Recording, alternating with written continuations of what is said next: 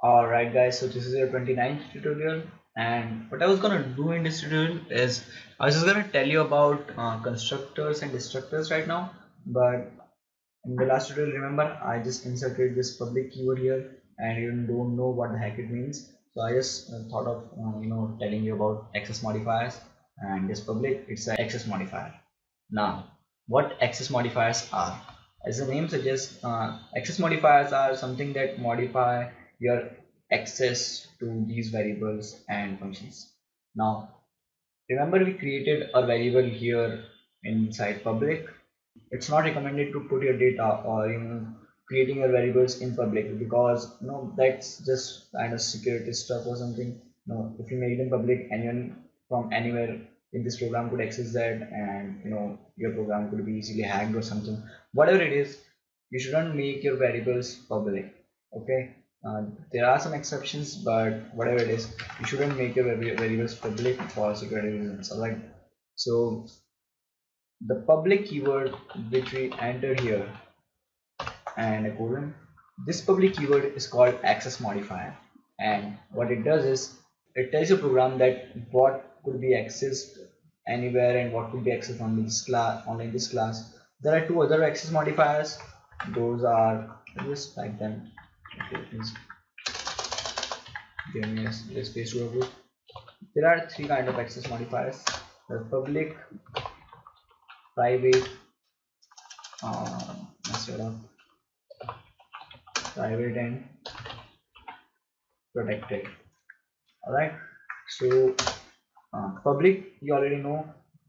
If you put things under public, like here, the data and the functions, all or everything of your class is public. So you can, we can access it here. We access the data here, and we access the function here. So we were able to access these here because these were public. If this would have been private, then it will give us an error. I'll just show you in 2 minutes. But first, let me just talk about these two.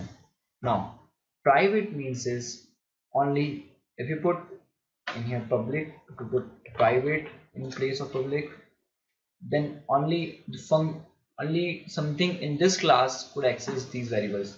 I mean, this function, it is inside this class, so this could access these variables. If you come here and this function, it is inside main, it is outside of the class, right? So even if we have the object of that class, it couldn't access these function outside this class. All right. So that's what private means. It keeps your data private and no one can access it outside the class. Now protected is, I don't want to get the protected stuff right now, because when we learn inheritance and things, you will understand what protected means and why it is used.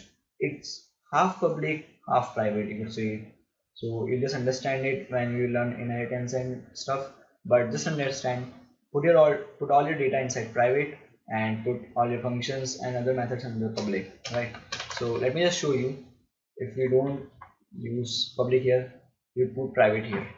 Now one more thing, if you don't put anything here, like if I would just write out my data like this is by default private. I mean, unless you specify something else, each and everything inside your class is private.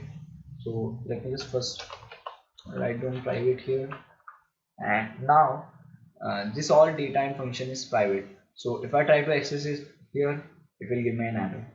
So let's just go in on this and see, it gives an error that int grep a is private. I don't know if you could see it or not, but it says here grep a is private. This means a inside the class grep is private, so we cannot access it here. Even if I remove private from here and bring it on this, it will give me the same error, because I told you by default everything is private. All right. So now what we can do is um, just make our data private. So leave it by default, it is private. So just put public here, and now our functions are public but our data is private. All right. So now if you put it on this, it will still give an error. Why? Because we accessed a here and a is private. So just clear up this line, and now hopefully it won't give any error. Let's see, it runs successfully. So it says 15 here, that is 10 plus 5.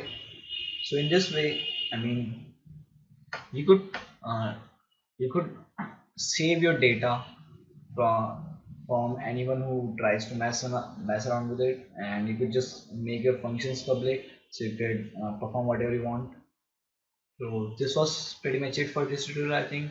In the next tutorial, I'm gonna teach you about constructors and destructors. Alright. So thank you guys for watching, and don't forget to subscribe.